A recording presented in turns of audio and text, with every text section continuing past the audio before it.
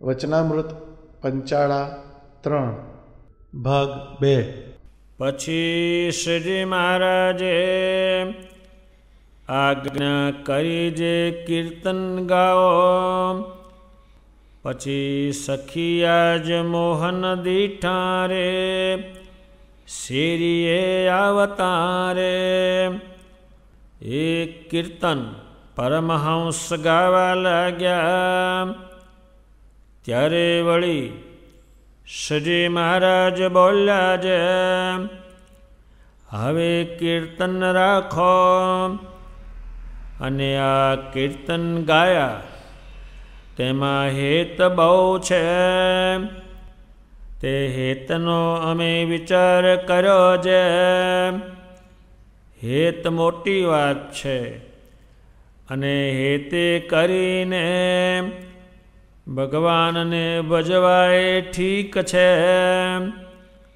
પણ સારી પેઠે વિચારીને જોયું ત્યારે એમ જણાણું જે હેત છે તે જ ભગવાનની માયા છે.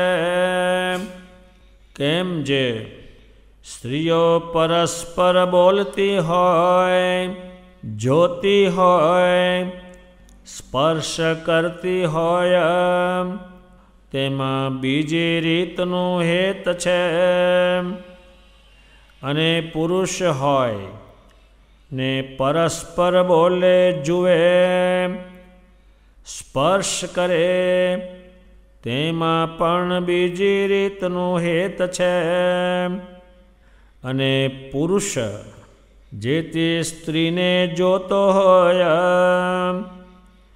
ને આલિંગન કરતો હોય, તેની વાર્તા સાંભળતો હોય, તેનો સુગંધ લેતો હોય ને તેની વાર્તા કરતો હોય, તેને વિશે જેવું હેત થાય છે ને તે સ્ત્રીમાં પુરુષનું મન આકર્ષણ થઈ જાય છે, તેવું પુરુષને પુરુષમાં નથી થતું.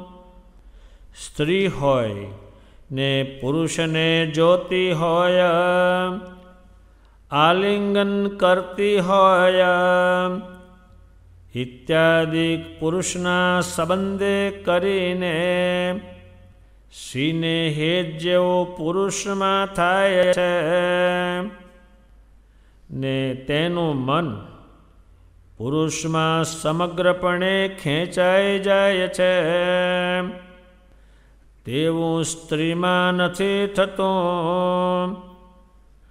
માટે જે થકી જગતનો પ્રવાહ છે ને જે જીવને સંસ્કૃતિ ને બંધનની કરનારી છે, એવી જે ભગવાનની માયા તે જ હેત રૂપે છે.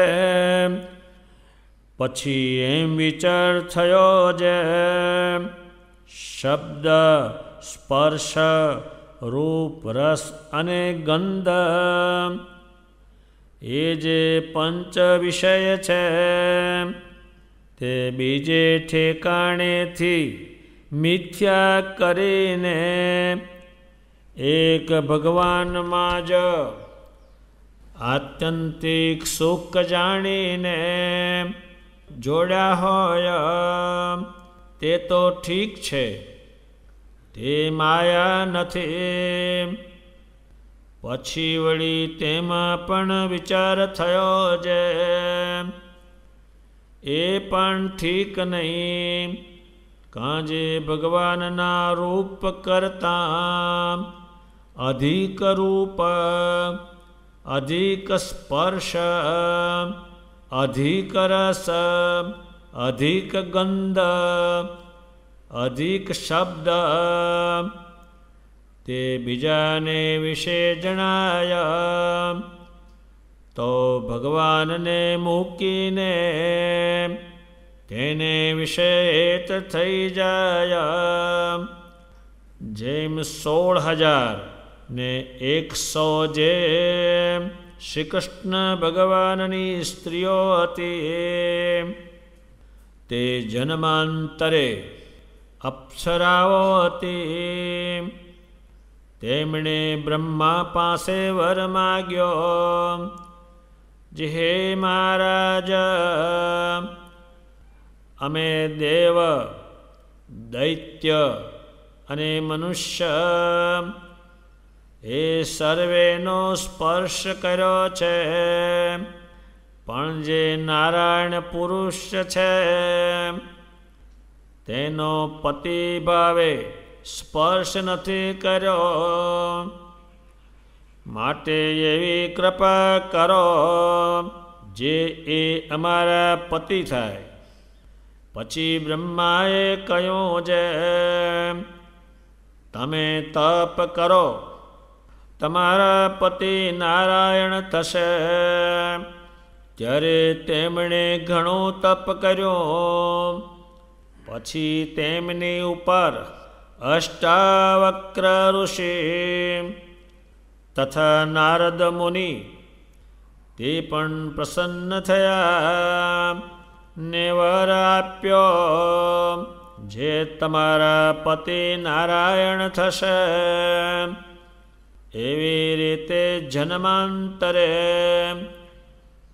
ઘણું તપ કરીને શ્રી કૃષ્ણ ભગવાનને પામી હતી. પણ જો ભગવાન કરતા સાંબને વિશે અધિક રૂપ દીઠો તો તેમાં મોહ પામી.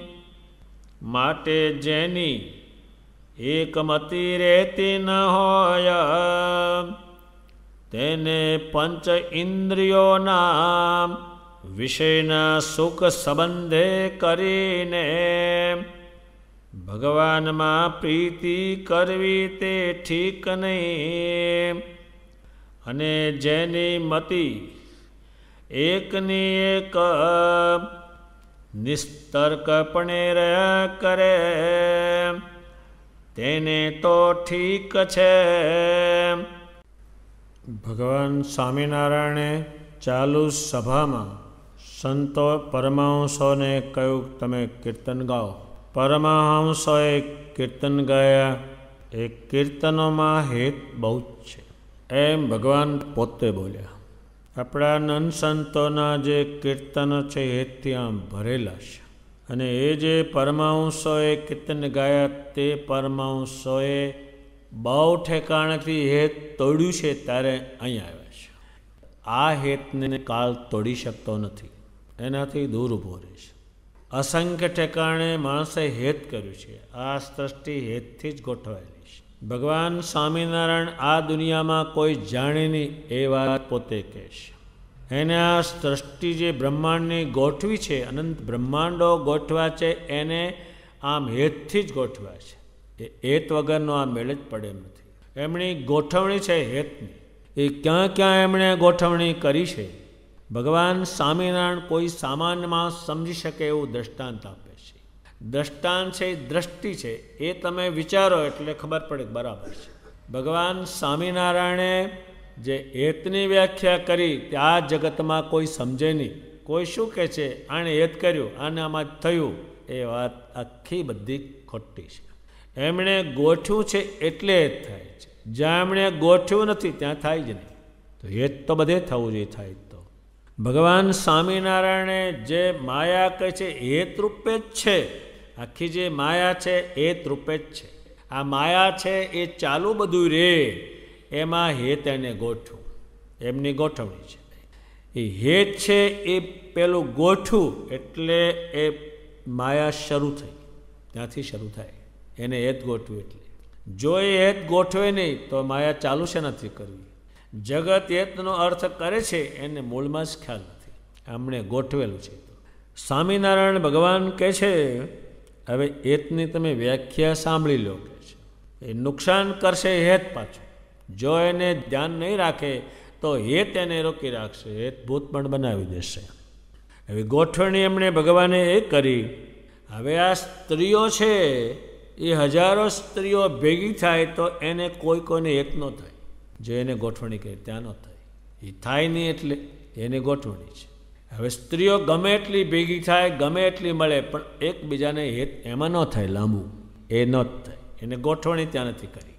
એ સ્ત્રીઓ ભેળી થાય, મળે, સ્પર્શ કરે, એમાં બીજી રીતનું એ છે, સામાન્ય છે, કાંઈ થાય નહીં. એને ભગવાન સ્વામિનારાયણ કહે છે પુરુષ હોય અને ગમે એટલા ભેગા થાય પણ એને હેત ન થાય. એને ફિટ કર્યું નથી એટલે એને થાય નહીં. બહુ બોલે રામ રામ રામ રામ, જમીન જજો ખારો, આવજો ખારો, કશું થાય નહીં લાવો. એને ગોઠવણી નથી કરી એટલે. હવે એ પુરુષ પુરુષને નથી થતું, સ્ત્રી સ્ત્રીને નથી થતું. હવે ભગવાન સ્વામિનારાયણ કહે છે પુરુષ હોય, સ્ત્રીને જોતો હોય ને આલિંગન કરતો હોય ને મળતો હોય, તેની વાર્તા સાંભળે, તેને સૂંઘે, એ હેત બીજી રીતનું છે. એ ગોઠવણી કરેલી પરમેશ્વરની. આ શું સમજે, સ્ત્રી શું સમજે કે મારા પર પુરુષને બહુ હેત, તો પુરુષ શું સમજે મારા પર સ્ત્રીને બહુ હેત. પણ એ પહેલી ગોઠવણી છે એને ખબર નહીં, એક કે નહીં. એ હેત હતું છૂટી કેમ ગયું, તે ભેગું જવું હતું ને બધાને, એ બનતું નથી. ભગવાન સ્વામિનારાયણ હેતની વ્યાખ્યા સમજાવે છે. અત્યારે જેમ પાણી છે એને તમે કહે ચોટાડો ચોટે નહીં, પણ ગુંદર લાવો ચોટે, એમાં ગોઠવણી કરેલી. એ પાણીમાંથી ઉત્પન્ન થયેલું છે, ચોટે નહીં. આમ ઝડપ દઈને ચોંટી જાય. શ્રીજી મહારાજે જે બધું દૂર રાખવાનું કહ્યું એ ઝડપ દઈને ચોંટી જશે, ગોઠવણી કરી એટલે. ભગવાન સ્વામિનારાયણ આખો માર્ગ બદલ્યો ને ત્યારે આ બદલાયો નથી, કોઈ નથી. આખી દુનિયામાં ચમક વપરાણું, ચોંટી જાય એટલે પટ દઈને ખેંચી દે. એમ ભગવાન સ્વામિનારાયણે આ સૃષ્ટિ હેતથી જ ઊભી કરી. જો આ થાય નહીં તો થાય છે નથી. ભગવાન સ્વામિનારાયણ કહે છે પુરુષ સ્ત્રીને જોતો હોય, આલિંગન કરતો હોય, એની વાત સાંભળતો હોય ત્યારે હેત બીજી રીતનું. હવે સ્ત્રી હોય એ પુરુષને મળતી હોય, આલિંગન કરતી હોય ત્યારે એને હેત બીજી રીતનું. એ ગોઠવણીના બધા પ્રકાર છે, એની ગોઠવણી કરેલી. આ ગોઠવણીને કરી હવે કંઈ લેવા દેવા વગર. બાઈ કે મારો ધણી અને પુરુષ કે મારી બૈરી. હવે રે નહીં એક કે પાછું. બાઈ જો વહેલી મરે તો પુરુષ શું કે હું રાંડો, તું કહેતો હતો ને મારી છે, થયું શું તારે? જો પુરુષ વહેલો જતો રહે અને બાઈ રે તો બાઈ શું કે વિધવા થઈ. તમે કહ્યું તો ને બે જણાએ, હા જ્યાર્યા હતા ને બે જણાએ, એ છૂટી કેમ ગયા? મરતી વખતે જાલવો તો ના હાથ એકાબીજાનો, જવું તો ને, કોઈ જાય કે કરે એ છૂટી. શું એનાથી થયું? આ બે ભેગા થયા, એમાં એ હેતથી ગોઠવણી કરી. ઘણા લોકો સમજ્યા વગરના બાઈઓના વિચાર લઈને આવે, લ્યો સ્વામિનારાયણ મંદિરમાં શેટું રાખવાનું, આ તારા બાપા પુરુષ કરતાં સ્ત્રીઓ વધારે આવે છે. ભાઈ એને ખબર નહીં કે ભગવાનને આ સંસ્કૃતિ છે, તો સંસાર છે, એમાંથી ચાલે અને પછી પરમેશ્વર ભજે, એમાં ગોઠવણી કરશે. પેલો આખો એમાં ચોટેલો. એટલે હેતની વ્યાખ્યાની માણસને ખબર નહીં. આ ભગવાન સ્વામિનારાયણે હેત ગોઠવું છે એટલે થાય છે. જેવું સ્ત્રીનું મન પુરુષમાં સમગ્રપણે ખેંચાઈ જાય છે, સમગ્રપણે એટલે બધું એનું મન આમાં ખેંચાય છે, એ પરમેશ્વરે ગોઠવણી કરેલી છે. જેમ ભગવાને ગોઠવણી કરી કે આ માણસ આટલો વધીને ઊભો રહે એટલે એની ગોઠવણી પણ ભગવાન સ્વામિનારાયણે આમાંથી એક વસ્તુ બહાર કાઢવી છે. આ હેતની વાત કરી અને બહાર એક વાત લાવશે. એટલે આ હેતરૂપી હેત છે એ જગતનો પ્રવાહ છે. આ જગત નીકળ્યું ક્યાંથી? હેતમાંથી નીકળ્યું. આપણે તો વળી લગ્ન કરીને ગોળધાણા વેચીને પેવું કરીને 100 જાતનું કરીએ. આ પશુની સૃષ્ટિમાં ક્યાં શીખાય? ગોળધાણા કેવા ને લગ્ને કેવું ને મૂર્તે કેવું, પણ ભેગા થઈ જાય બધા, એ ક્યાં જાણે છે? પણ એની ગોઠવણી એવી, કોઈ પણ આખી જે સૃષ્ટિ તમે જુઓ છો હેતથી ગોઠવેલી છે, જેથી થાય જ નહીં. ગોઠવણી જેવી એટલે એ થઈ જ જાય.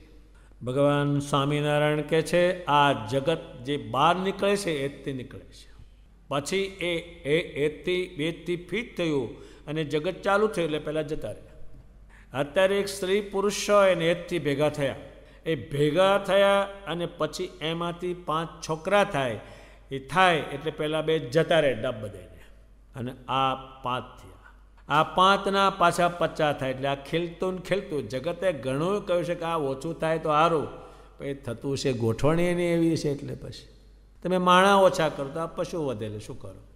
આ માણસનું ખાવાનું ખૂટે એમ કહેતા પશુ વાંદરા વજવજ કરે, શું કરશો તમે?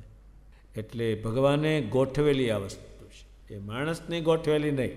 ભગવાન સ્વામિનારાયણે કહ્યું એ આ જગતનો પ્રવાહ છે અને જીવની સંસ્કૃતિ આ સંસારમાં એને ઉતારી દે અને બંધન કરનારી, પાછો એને બાંધી દે, પાછો એમાંથી એ છૂટે નહીં. પછી એમ કે આ મારી બહેન, આ મારા છોકરાને, આ મારું ઘર ના કરે, એમાંથી એ છૂટે નહીં, એને પાછો બાંધી દે. ત્યારે એને છોડાવવાની પાછી વાત કરી.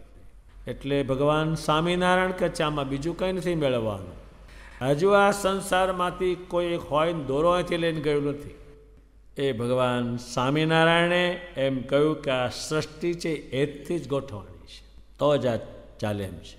એને ગોઠવણી કરી અને એ સંસ્કૃતિ છે અને બંધનની કરનારી છે.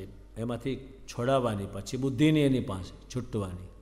અત્યારે કોઈ માણસોએ બળીઓ તો હાથ પગ ભાંગી નાખે, ફિટ કરવાની બુદ્ધિની એની પાસે. હવે જવું પડે આડવૈદ પાસે. એમ આ ભગવાનની ગોઠવણીથી એક થયું, એ હેતમાંથી મુક્ત થવાનું એ હુજનો પડે. એમ ભગવાન સ્વામિનારાયણ કહે છે હેતથી જ આ સૃષ્ટિ અને સંસાર ગોઠવાયેલો છે અને એમાંથી આ પ્રવાહ નીકળે છે. જેમ કે વરસાદ પડે ને નદીમાં પ્રવાહ આવે, એમાં સૃષ્ટિનો જે પ્રવાહ છે પુષ્કળ નીકળે છે, એ ભગવાને હેતથી ગોઠવેલું છે. એટલે તમે જોજો કરો નરો, બધી સૃષ્ટિ આખી છે. એ પ્રમાણે ભગવાન સ્વામિનારાયણે વાત કરી.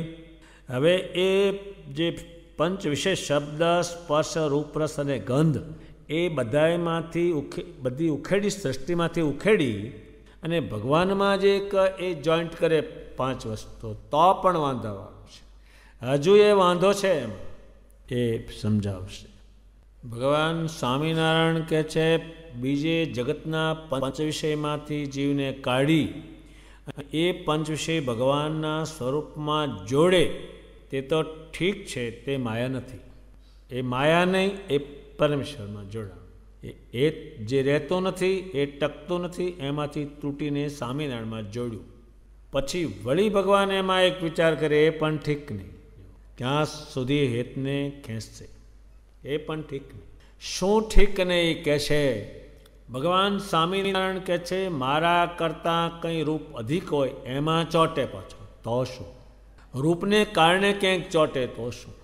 અત્યારે ઘરમાં સ્વામિનારાયણની મૂર્તિ હોય, છાપની હોય, ચિત્રની હોય, એ સામાન જેવી લાગે ને એટલે પેલું ટીવી જોવે છે, એમાં બીજી જાતનું એટલે જોવે છે. આમાં એટલો નથી બેસતો, એમાં ગયો. કેમ ગયો? આના કરતાં વધારે પેલું રૂપ આવું લાગે. કોઈનામાં રૂપ વધારે દેખાય તો એમાં મારા ઉપર જે હેત કર્યું છે એ જતું રહે. મારા સ્વરૂપમાં સ્પર્શ કરતો હોય પણ બીજે ક્યાંય કોઈનો સ્પર્શ સારો લાગે તો ત્યાં જતો રહે. એટલે હેતની અસ્થિરતા બહુ છે. શરીરમાં 9 રસો હતા, એ નંદ સંતો લખ્યા છે. એની આંખમાં શું શું હતું તો કે રુદ્રાંશ હતો, કરુણાંશ હતો, એ આંખમાં એનું. પણ સ્વામિનારાયણ ભગવાન કરતાં અધિક કંઈ જાણે ક્યાંક બીજામાં તો એમાં જતો રહે ખરો. શ્રી મહારાજને જોયા છે પણ એ સ્પર્શ કરેલો છે પણ મૂકીને ઘણા ગયેલા છે, બીજા આકારમાં જતા રહ્યા. અધિક ગંધ જણાય. શરીરમાં મેઘ વછૂટતી, એના અડેલા કપડાં છે એમાં મીઠી સુગંધ આજ પણ આવે છે, એમાં સુગંધ હતો. અને કેટલાક માસનું મોઢું શ્વાસ બહાર કાઢે ગંધાય, પાહે ઊભો ન રહેવા દેવાય. અને શરીરમાંથી સુગંધ નીકળતી, એ કોઈના શરીરમાંથી નીકળવી મુશ્કેલ છે. અને શરીરમાંથી સુગંધ નીકળતી. સ્વામિનારાયણ ભગવાનના કરતાં બીજાનો શબ્દ અધિક જણાય એ તો હેત તૂટી જવાનું છે. કર્યું છે તો પણ તૂટી જવાનું છે, હેત થઈ ગયું ને પેણે. સ્વામિનારાયણ ભગવાનના શબ્દ કરતાં આપણને કોઈનો શબ્દ આ બ્રહ્માંડમાં સારો લાગે ત્યારે આપણે જતા રહેલા છે. ત્યારે આપણા નંદ સંતોએ પણ કહ્યું છે કે અમારે કોઈની વાણી સાંભળવી નથી, અમને અગ્નિ સમાન લાગે, ઝેર જેવી લાગે છે. એ એમણે સાંભળ્યા પછી નિર્ણય આપેલો છે. એટલે સ્વામિનારાયણ ભગવાનના શબ્દ કરતાં આનો શબ્દ રૂડું કરશે એ બુદ્ધિ આવી એટલે તૂટી ગયો. જો એને હેત તો બીજાની વાણી નહીં સાંભળતી. જેમ સીતાજીએ રાવણની વાણી નહીં સાંભળી, કંઈ પણ તને લંકાની રાણી બનાવું, તને આમ બનાવું, કે શું મારે સાંભળવું જ નથી. એમ ભગવાન સ્વામિનારાયણની વાણી વગર બીજાની વાણી ગમે આને હેત તૂટી ગયેલું છે. જે બધાએ પરમહંસો થયા યા જેણે જેણે આનું ધ્યાન રાખ્યું એને હેત રહ્યું, અને બીજે કંઈ માન્યું એ જતા રહેલા છે. એમના વખતમાં જે બનાવ બન્યા છે એ ભગવાન સામે એક દ્રષ્ટાંત પાછું આપે છે, નહીંતર એ પાછું ખબર ના પડે. ભગવાન સ્વામિનારાયણ એક દ્રષ્ટાંત આપે છે, હાવ મૂર્તિમાન, કોઈ કે ન જાય ત્યાં જતું રહ્યું છે. જો એમ ભગવાન સ્વામિનારાયણ કહે છે, શ્રી કૃષ્ણ ભગવાનની સ્ત્રીઓ હતી, એ અપ્સરાઓ હતી. એમણે બ્રહ્મા પાસે પણ વર માગ્યો છે કે અમારા પતિ નારાયણ હતા. અમે પુરુષોને જોયા, દેવોને જોયા, દૈત્યોને જોયા, પણ નારાયણનો સ્પર્શ કર્યો નથી. એણે પુષ્કળ તપ કર્યું, અને નારદ મુનિએ પણ કહ્યું, અષ્ટાવક્ર ઋષિએ કહ્યું, તમારા પતિ નારાયણ થશે. જન્માંતરે એટલું તપ કરી અને શ્રી કૃષ્ણ ભગવાનને પામી. તેમ ભગવાન સ્વામિનારાયણને પામવા માટે, એના ધામમાં જવા માટે હજારો સ્ત્રીઓ હતી, તો એ પૃથ્વી ઉપર સૂઈ રહેતી, ગળા ચીકણા ખાતી નહીં, કુટુંબીનો મેળ રાખતા નથી, નારાયણ નારાયણ કરતા.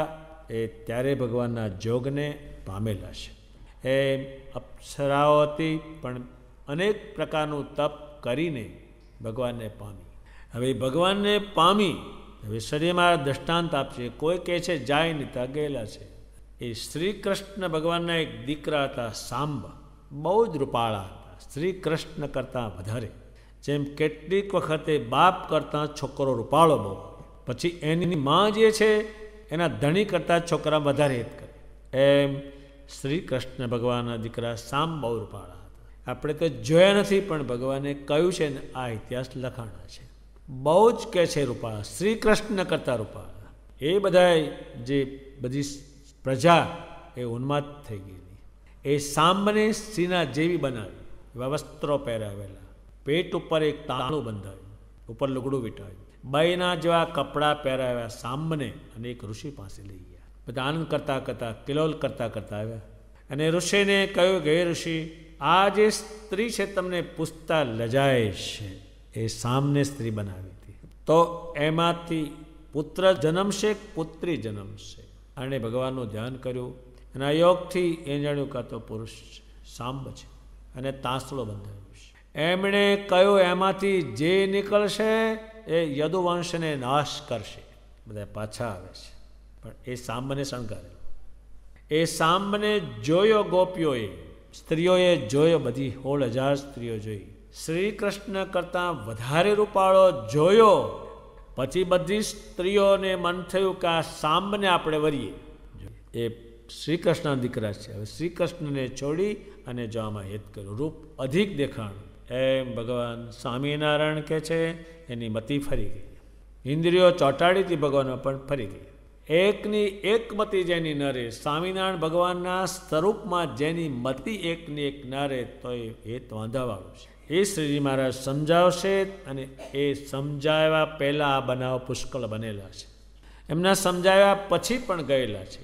અત્યારે સ્વામિનારાયણ ભગવાનના સંપ્રદાયમાં એની સ્પર્શ નંદ સંતોએ કર્યો. ભગવાનને નવડાવ્યા, ચરણારવિંદ છાતીમાં લીધા, મસ્તક ઉપર હાથ મુકાવ્યા, એને અડેલું કપડું છાતી ઉપર રાખે. એનાથી આ સંપ્રદાયમાં અત્યારે શરીરમાંના કપડા તુલ કોઈ કપડું બનાતું નથી. એનું કારણ એ છે. પણ કેટલાય માન્યું પણ હશે તે દિવસે. સ્વામિનારાયણ ભગવાનની વાણી કરતાં ગમે તેની વાણી સારી માનેલી, એટલે ભગવાનમાં જે હેત હતું એ તૂટી.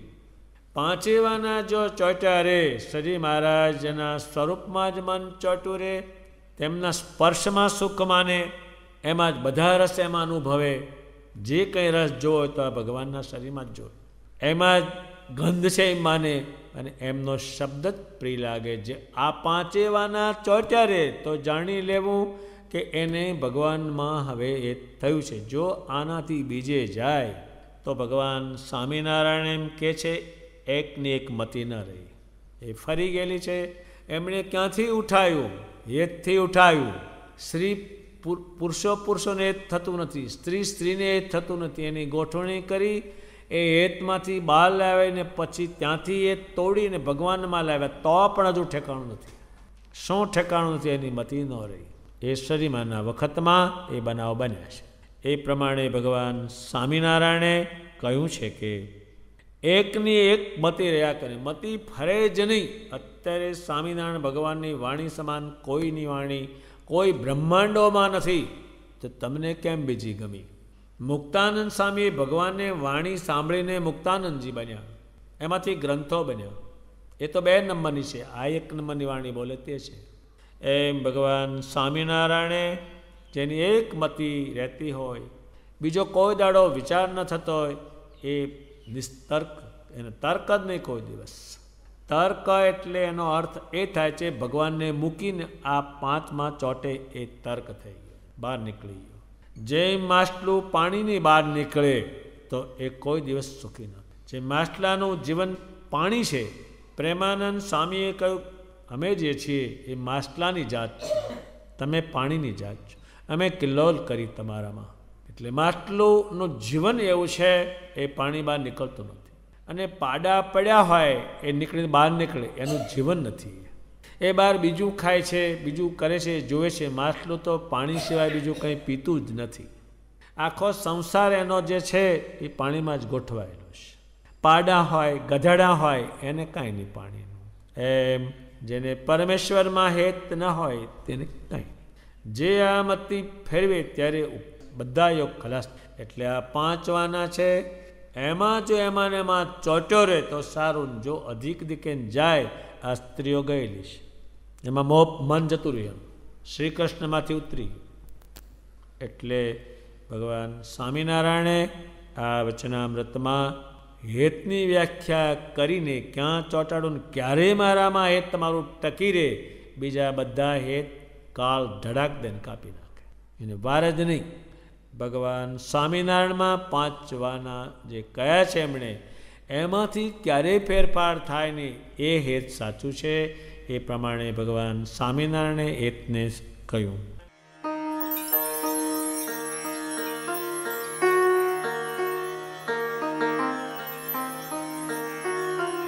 પ્રાણ થકી છે મને પ્યારો, સહજાનંદ પ્રાણ થકી છે મને પ્યારો, પ્રાણ થકી છે મને પ્યારો, સહજાનંદ પ્રાણ થકી છે મને પ્યારો. શ્યામ ચતુર વર ઘન શ્યામ ને, શ્યામ ચતુર વર ઘન શ્યામ ને, ન કરું પલ એક ન્યારો, સહજાનંદ પ્રાણ થકી છે મને પ્યારો. હૈડાનો હાર મારા તાવિથ તનડાનો,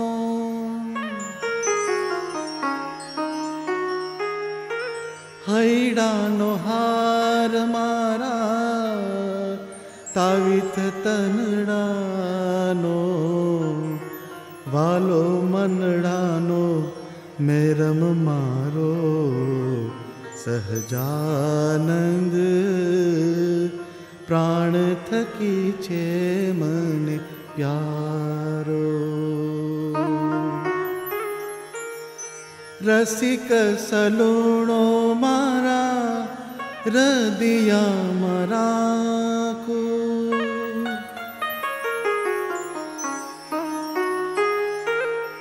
રસિક સલુણો મારા હૃદયામાં રાખો, સહજાનંદ કામણગારો, સહજાનંદ પ્રાણ થકી છે મને પ્યારો. બ્રહ્માનંદ કહે ઘડી દુર્ન મેલું,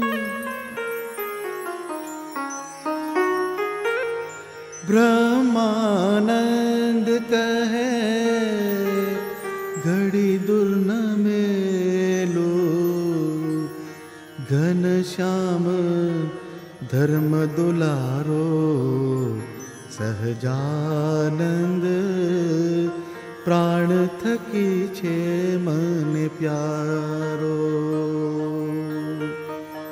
प्राण थकी छे मन प्यारो, सहजानंद प्राण थकी छे मन प्यारो।